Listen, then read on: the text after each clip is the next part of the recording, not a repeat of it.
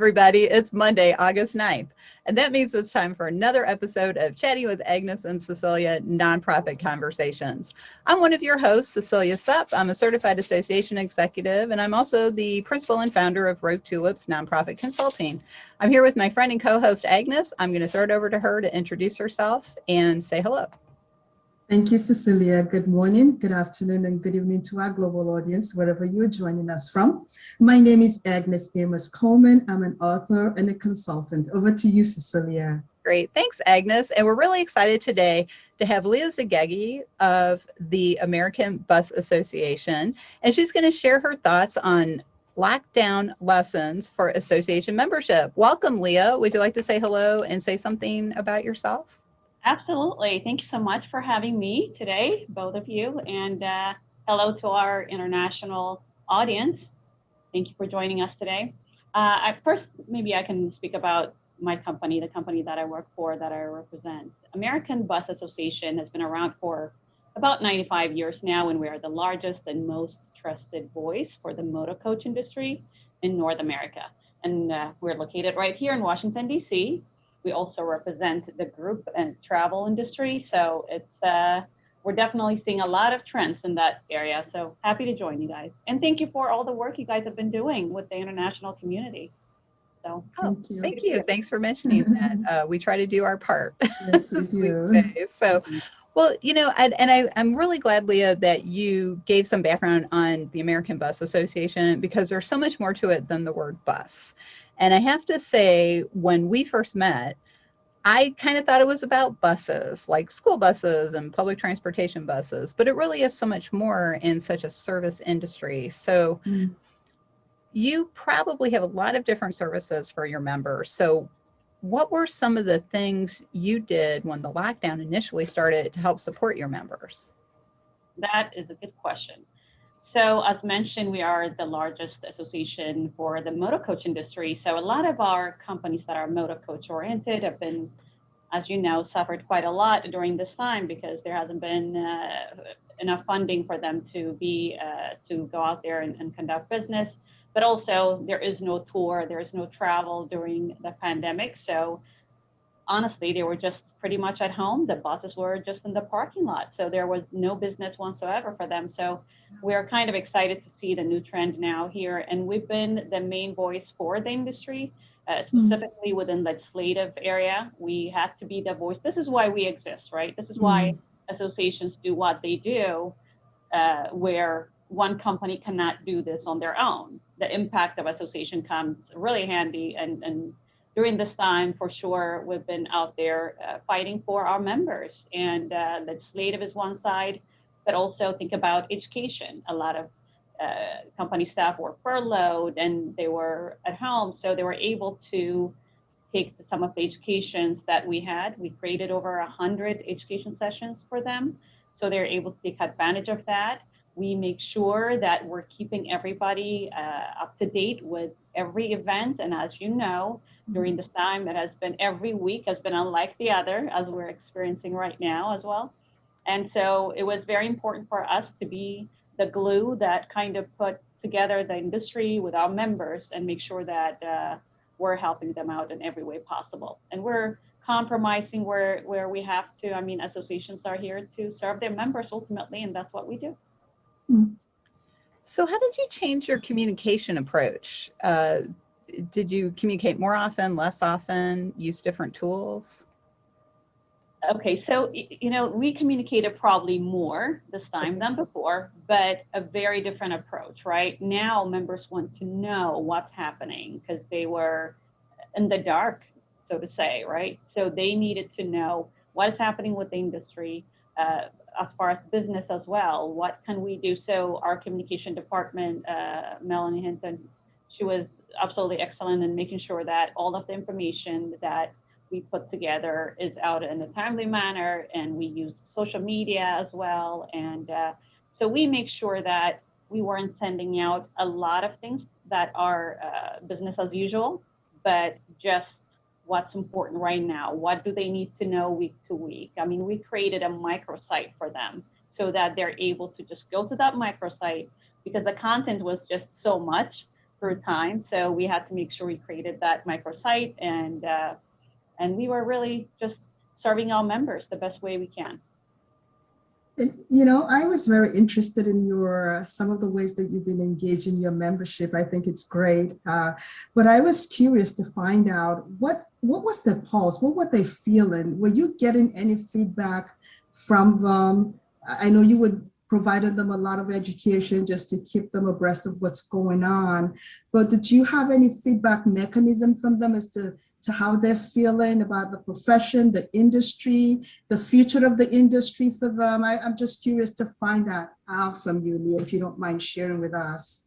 Absolutely. So in the beginning of the pandemic, when it first hit, our CEO just made sure that all staff members were able to call members. So we took our time because we have a long list of members, but we contacted each and every one. We did not outsource that to a third party because we thought it was very important for us to know exactly how they're feeling and what is going on, because we serve, we have the motor coach operators, and then we have tour operators. We have the attractions and the lodging, the travel side. We also have the products and services folks. So we want to make sure we understand exactly what's going on and how they're feeling. And I can tell you, by the time we were done with those phone calls, we had a hit on, I mean, the reality of what they were going through is absolutely, I think it's absolutely awakening. We were all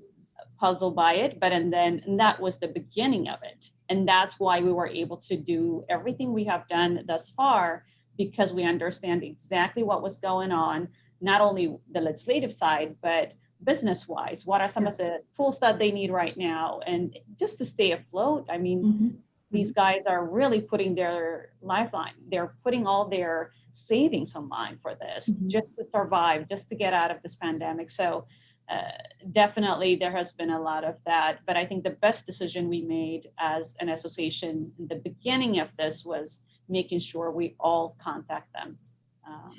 So what's the future from your perspective and from the feedback that you got? What is the future of the industry?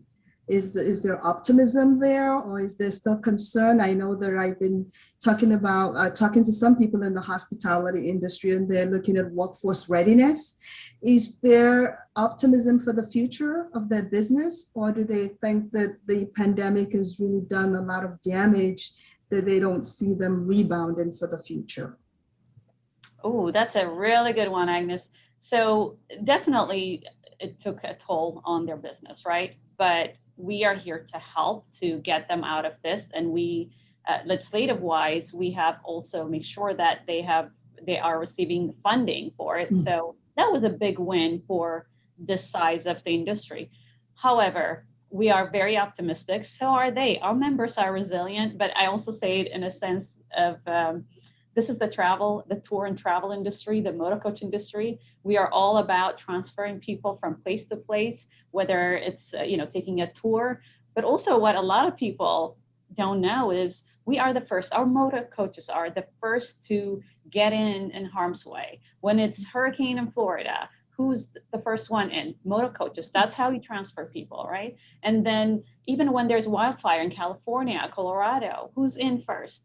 It's not by plane. You don't go by plane to everybody's house and pick them up. It's the motor coaches. So we really play such a very important role in society, and we were able to kind of translate that into value when it comes to legislative efforts. So, and we're happy to kind of create this grassroots movement for our members and make sure that they are active in contacting their representatives as well. So our members have been absolutely excellent, but we're very optimistic. They're dying to get out there. So we're really, we're very happy, and our show is continuing to happen, and it's gonna be in January in Grapevine, Texas. And our members we have a great registration numbers right now. So we're just very happy and very optimistic about it. That's fantastic. Congratulations. Yes. That's wonderful. And for our international audience, Lia referred to a show. She's talking about the exhibition hall that's usually attached to a major conference for an industry. And you may not call them shows where you are. But that's what Leah's talking about, which is fantastic news because a lot of associations are starting to come back together in person now, which is fantastic. So Leah, we're talking about lockdown lessons. And so it sounds like you've learned at the American Bus Association lessons about communication, lessons about different kinds of education, and lessons about different kinds of legislative activity you might not have done before. Were there other lessons that came out of this experience? That's good. So I always see it in a couple of different ways. One is, what are the new opportunities, right? To look at it from a positive side. And then you also, on the other hand, have to take a look at what were some of the positive impact of COVID. Not that not that this was anything that anyone enjoyed, but we have to learn the lessons and the impact. What was the impact? The impact was the level of engagement, right? See this, and we're not alone in that. You see it throughout a lot of associations across the board, the level of engagement, because what we were putting out there was so relevant that they cannot be without, right? They need to move on to the next step, whether it's education. Education goes, it's not just professional education we're talking about, it's educating the industry in general, educating our representatives. And so in so many different ways, the engagement was up. So that's a great impact, right? More importantly, the value of associations. I mean, we are front and center, right? We are doing things they could not do on their own. So that has come to light as well.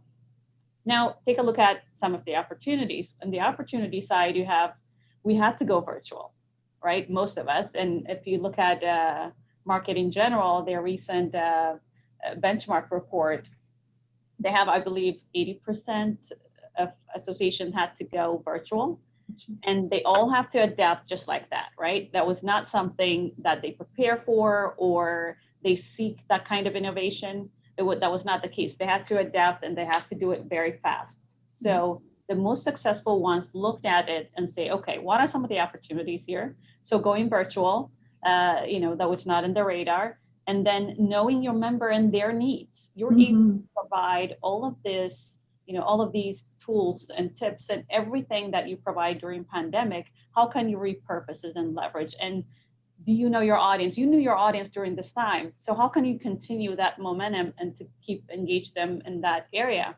Can you create any products and services that would help these members for the next couple of years to get them out of this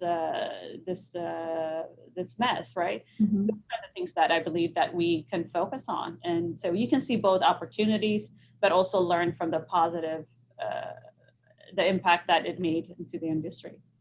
Absolutely. Well, and I love that you summarized that about the virtual, but you also talked about relevance and value. And I think these are two words that we've been using for a long time that we haven't necessarily focused on. We talk about relevance. How relevant is your organization? Your association needs to be relevant. But I think the lockdown situation, especially for an industry like the tourist and travel industry, that really smacked a lot of people upside the head. Are we as relevant as we think we are?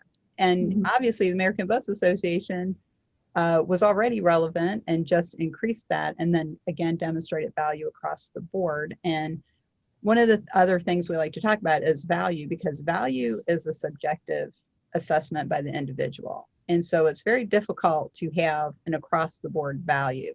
But it sounds like you did that. Is that an accurate statement, or do you agree with that statement? Well said. I think you just said it very well, Cecilia. It's definitely ultimately it's about value. And I know, looking at the Market in General, their current reporting, 47% of associations reported a decline in their total membership. 7 is quite large for for kind of a random year, but this was not a random year. So you definitely have to look at your value proposition, and either you have to repurpose it and just make sure that you are aware of what you're selling, so to say, or to the audience.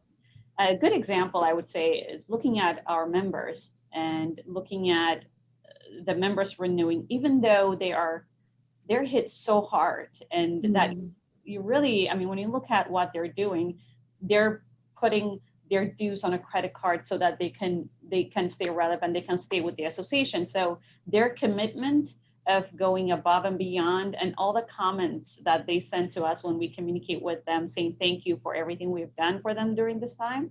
I mean, it speaks for itself, and I'm sure a lot of associations have been doing the same, but it's very nice to see the support from members this way. And let's hope that they're able to stay in business. That's just the biggest struggle. We just want to make sure that they're still relevant, they're able to do what they do. Yes. I would also say, unlike a lot of industries that I've seen in the past, the travel industry is very different. People love what they do.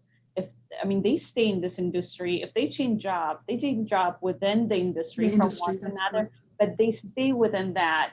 I've met people who've been around for 60 years within the same industry, working. It's really amazing. So they are resilient. They will come back. We know for sure. It's just one of those industries, people will always want to travel. As long as people want to travel, as long as there is that kind of commitment, we're very happy to serve our members. And US is really one of the best, I would say the best country in the world, the 100% certainty, because there's so much to see within North America. And unless you travel, unless you're exposed to that, you just don't know. So we're very hopeful and happy. That's wonderful. We're unfortunately out of time. Our episodes tend to go very quickly. Just when you feel you're getting started, we have to wrap it up. But I think that's a wonderful closing thought, Lia. Thank you very much. And as before we finish our wrap up, for our international audience, Lia mentioned a company called Marketing General Inc. And if you're not familiar with them, they are a marketing, research, and consulting company for nonprofit organizations in the United States. And you can easily find them online. And the report Lia mentioned is a no-fee report. You can just download it by exchanging your email with them. We also like to always ask Agnes her final thought. What is your closing thought this week, Agnes? No, Lia, thank you so much for sharing your perspective and your association. And one of the things that kind of caught my attention with a lot of what you shared is that interest in knowing what your member pulse is. How are they feeling? How are they doing? And I think it's a good lesson for our association community, because when you think about it, the foundation of what we do is our membership. Without our members, we do not exist. And until we begin to recognize that and really engaging them in such a way that we follow them from the start of their career to the end of their career, and really in between what they need and what they don't want, then we will not be successful. But if we do, I think we have a great opportunity to continue to do well as an association. So thank you for sharing your perspective on this. Thank you. Yes, Lia, you have wonderful lessons, and I want to echo Agnes's thanks. So Lia, if anybody wanted to follow up with you or connect with you to discuss this in depth at some point, what's the best way to get in touch? You can email me, or you can find me on LinkedIn. You see my name, Lia, Lia, last name Zegeye, Zegeye, and you can find me on LinkedIn, and I'm happy to help in any way possible. Great. Thank you so much for both of you, by the way, for having me. Thank you. Oh, thanks for joining us. We're always excited when people accept our invitations. So we have to wrap up for this week. We want to thank Lia again for joining us from the American Bus Association. I'm not going to try saying her last name again because I think I said it wrong. But Lia Z, thank you so much for joining us. And we have to go rogue for now, but we'll be back next week with another episode. If you want to learn more about Rogue Tulips, check us out at roguetulips.com. And check out our sister company, the 501c League, where we focus on supporting future CAEs and current CAEs and our nonprofit profession through online education. You can learn more there, the 501cleague.net. Thanks, everybody, and we'll see you next time. Thank you.